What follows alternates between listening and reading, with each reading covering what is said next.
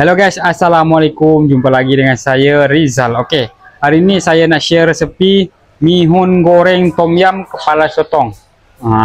Okey. Di sini kita ada mihun, kemudian bawang putih, bawang merah, kepala sotong yang kita dah basuh bersih. Kemudian kat sini macam biasa ada cili padi, batang serai dan 5 puut cili padi. Yang ni kita buat pedas-pedas punya. Mihun goreng tom yum cili padi pedas. Sekarang jom masak. First kita masukkan bawang putih, bawang merah. Kita tumis dulu.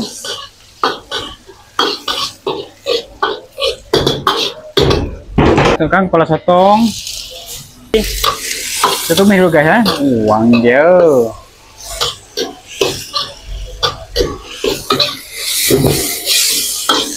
Kita masukkan cili kisar sikit, tumis dulu. Okey, tomato, kemudian serai sebatang, kemudian cili padi. Kita nak buat pedas kan, kena banyak cili padi guys.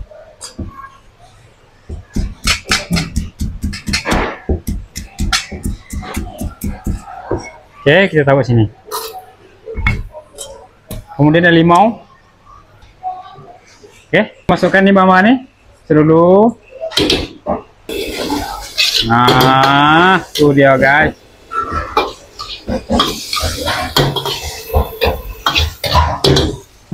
Mihun. Tegar dulu kita bagi dia sebati dulu.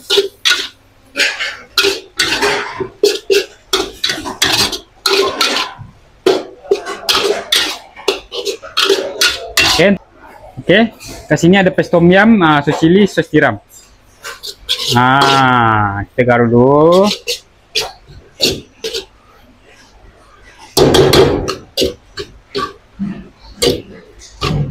Okey, perasa dia kicap sotong, gula sikit, ajinomoto sikit. Perasa ni kita adjust masing-masing ya. Kemudian baru kita buka api.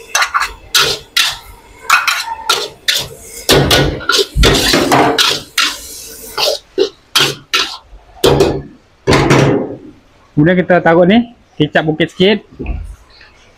Okey, sekarang baru masukkan kailan. Okey, sekarang baru kita gaul dia sehingga dia kering. Kalau nak kering, goreng sehingga dia kering. Kalau nak basah boleh tambah air. Mihun ni manja-manja je tau, jangan terlalu kuat sangat goreng dia. Nanti dia putus tak cantik.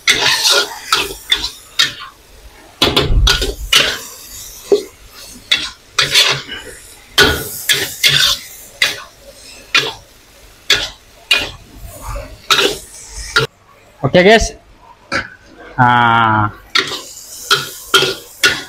bila dah macam ni, dah selesai masak, baru kita taruhkan telur. Taruh telur. Kemudian buka api.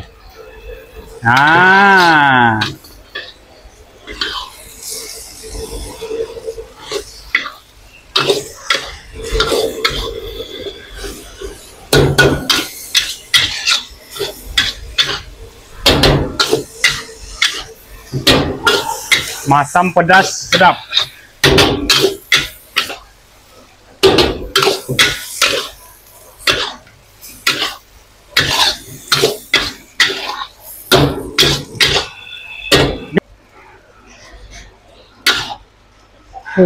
Kalau sotong ni banyak guys. Boleh kita hidang.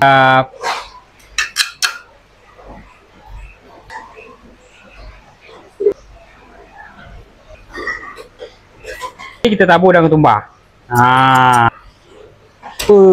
Ni mantap ni. Makan musim-musim hujan ni kan.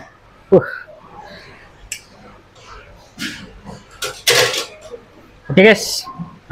Inilah dia mihun goreng tom yum kepala sotong. Okey. Selamat mencuba. Jangan lupa follow, like, komen, subscribe. Bye bye. Assalamualaikum.